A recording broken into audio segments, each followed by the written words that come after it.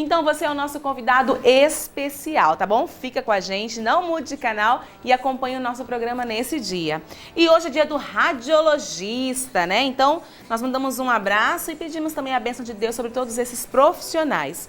Quero agradecer mais uma vez a Boutique Nancy Maia, que me veste mais um dia aqui no nosso programa, com essa blusa maravilhosa. A Boutique Nancy Maia fica na rua Almirante Sadoc Sá, número 168, no bairro Copa Fé.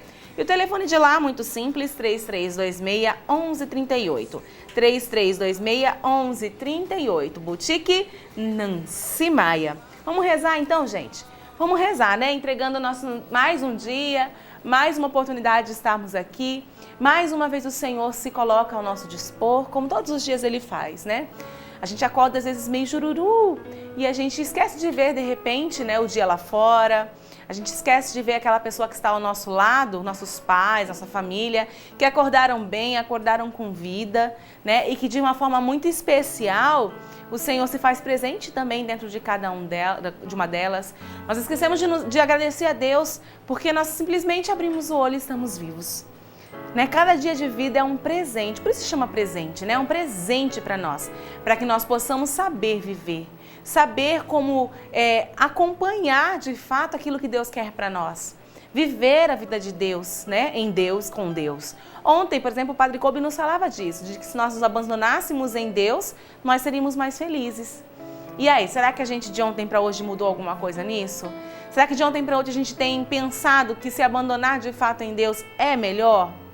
É mais importante, né? Transforma a nossa vida.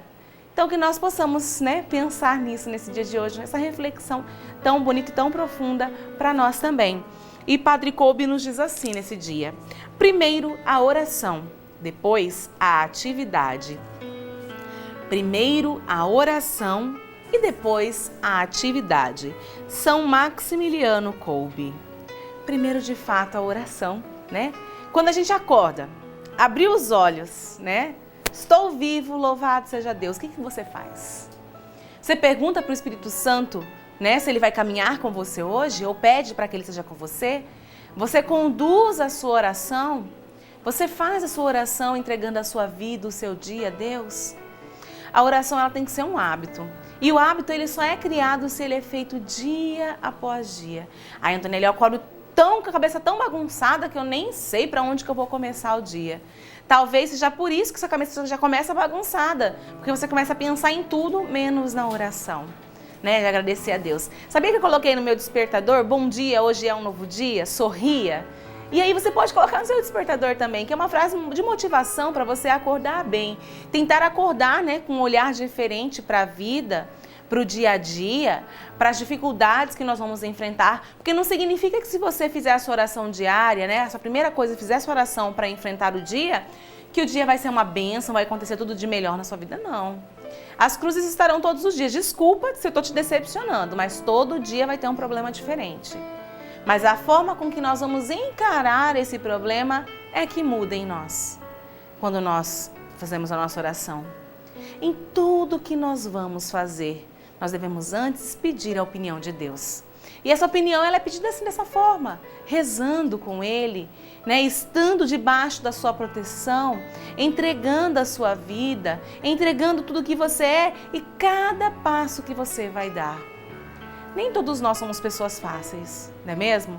Tem aquelas que são mais difíceis, aquelas que são mais fáceis. Aí você pode rezar por você, de repente você é mais difícil. Você pode rezar por você, ou você pode rezar também por aquela pessoa que é mais difícil, que de repente você vai encontrar no seu dia a dia. Não somente pedindo forças para que você enfrente esse dia com essa pessoa, mas também, né, pedindo forças para que ela também seja diferente.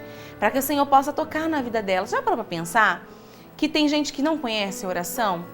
Que muitas vezes as pessoas, elas estão, por exemplo, dentro da igreja, ou têm uma atitude diferente com você, ou também estando dentro da igreja, elas são, algumas pessoas as chamam de hipócritas, né? Mas justamente porque elas estão numa batalha diária consigo mesma e não desistem delas mesmas, e estão lá grudadinhas com Jesus por causa disso, por causa da sua limitação.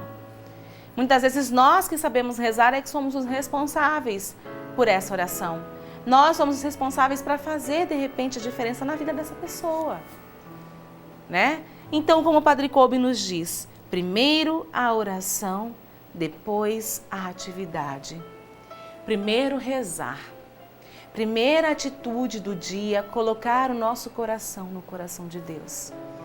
Às vezes a sua oração, né? Muitas vezes a sua oração é só um Pai Nosso. Louvado seja Deus. Às vezes a sua oração pessoal, ela é diferenciada, você começa com uma oração, né, livre, depois você vai para a oração do texto. Independente a oração. E em tudo que a gente for fazer, como eu já disse, vamos pedir a opinião de Deus. Vamos rezar a Deus. Né? Passar Nossa Senhora à frente, como dizemos, às vezes a gente vai num médico e está preocupado, né, com o que vai acontecer lá. Passa Nossa Senhora à frente. Para começar o seu dia, passa Nossa Senhora à frente, reza com ela, reza por ela, para ela. Né? Você vai começar, de repente, uma atividade nova, reza antes. É um amigo novo? Reza antes. Como diz Padre Kolbe, a oração ela tem que ser primordial. Ela tem que ser vinda primeira. Porque prepara o nosso espírito, né? Prepara, né, a nossa alma para o dia a dia. A palavra de Deus diz que não é contra homens de carne e sangue que temos de lutar, não é mesmo? Então, se a nossa luta, a nossa batalha ela é espiritual, como que nós nos armamos? Com a oração. Que você possa também rezar conosco.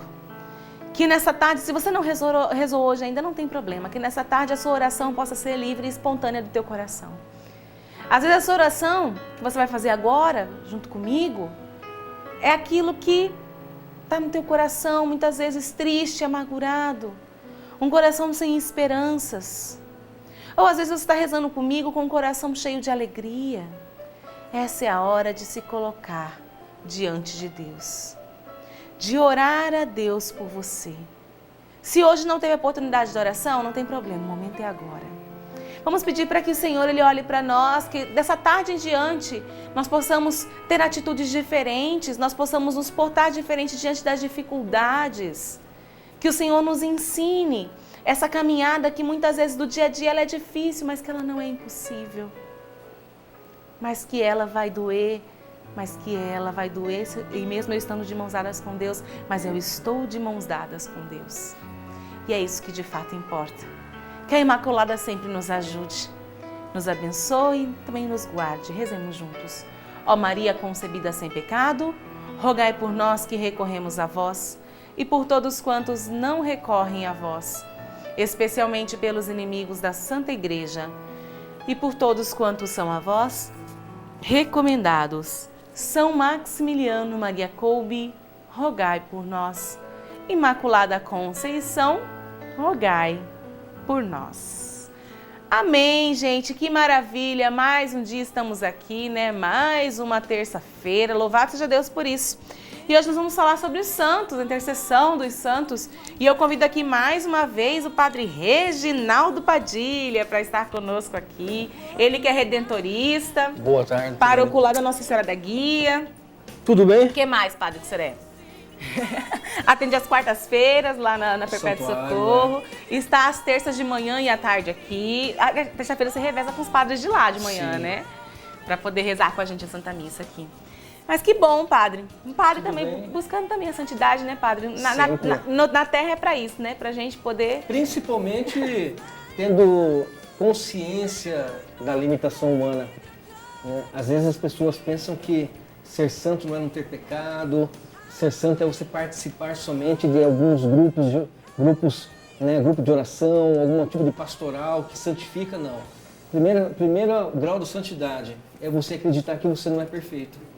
Né? Que nós temos as nossas limitações, que nós temos os nossos anseios, as misérias humanas. E quando nós vamos tomando consciência disso, nós vamos fazendo a graça acontecer. E é justamente, eu não lembro se era Santa Teresinha que dizia isso, que justamente diante da nossa miséria é que a gente reconhece, né, que Deus é Deus. Porque se não tivesse a nossa miséria, Padre, a gente ia achar que a gente era o Todo-Poderoso, né, que a gente não precisaria de Deus.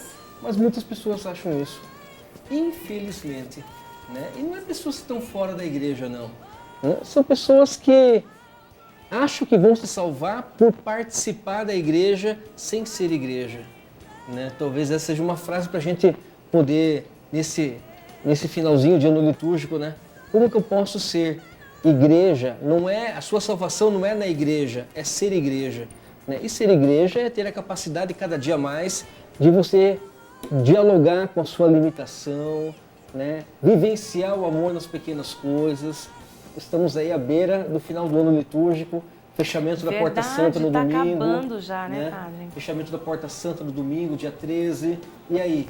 Eu estou exercitando a misericórdia, porque a misericórdia também é um modo de santificação, né? Então ou nós queremos nos santificar com algo extraordinário, né? Como passes de mágicas e outras coisas. Ou eu quero só eu, né, receber a misericórdia de Deus. Exatamente. E daí não dá. Né? É verdade. Então sempre tem essa possibilidade de vivenciar essa experiência do amor de Deus. É verdade, Padre. E eu acho que o caminho de santidade é justamente esse, né?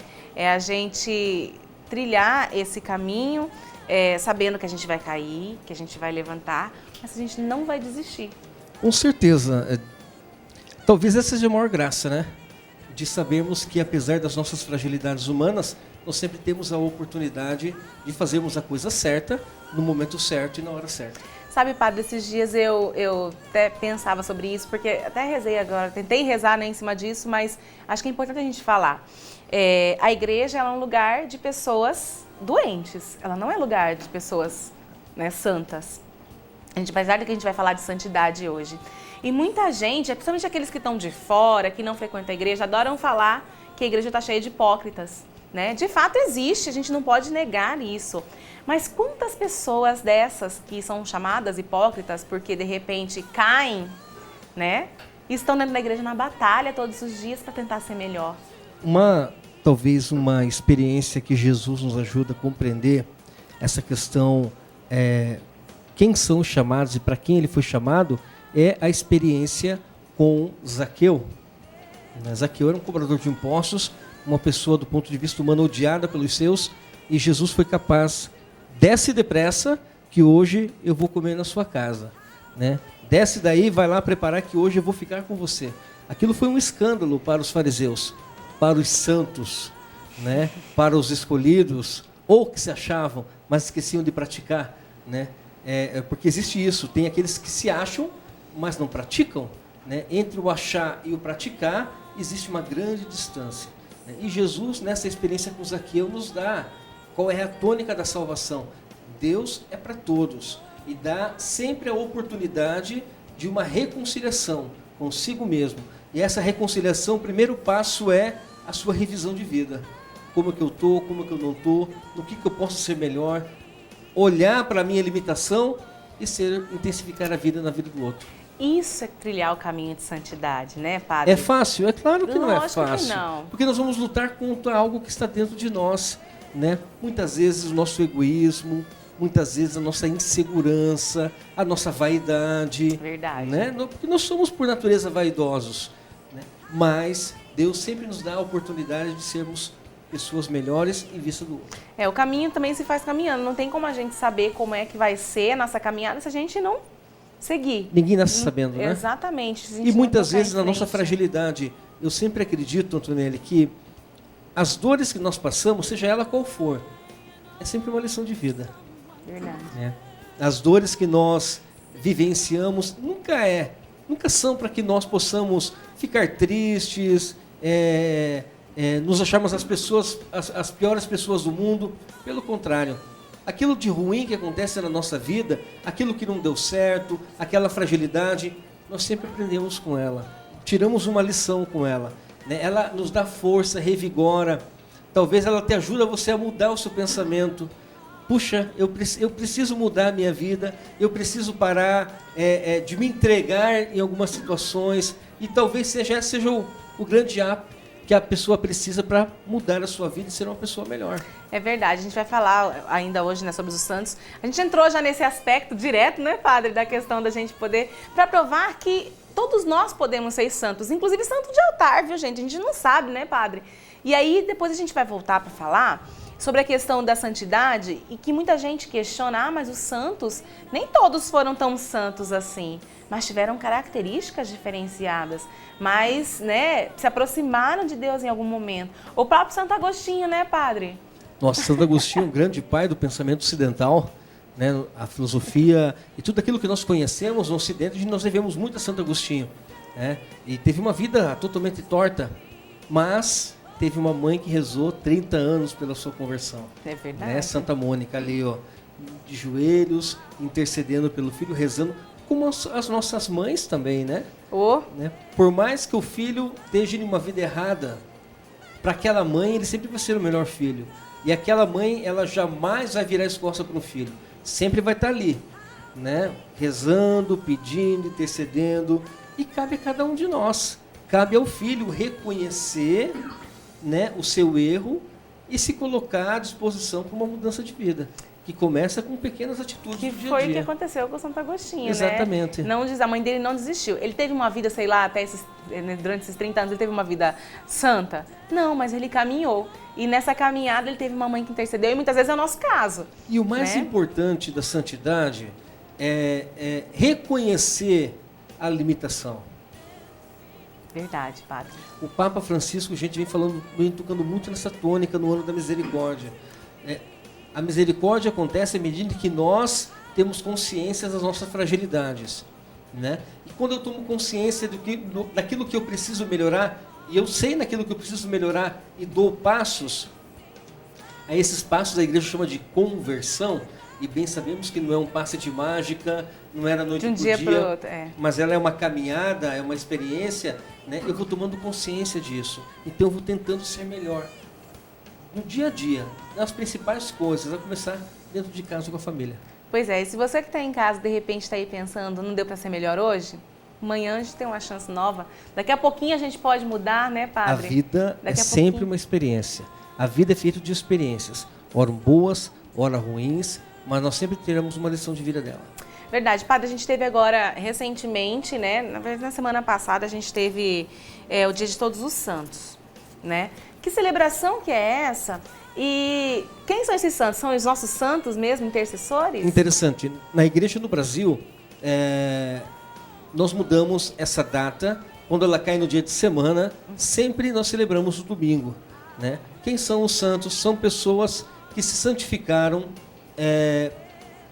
por demonstrar na sua vida terrena um ardor necessário e uma entrega total ao projeto de Deus.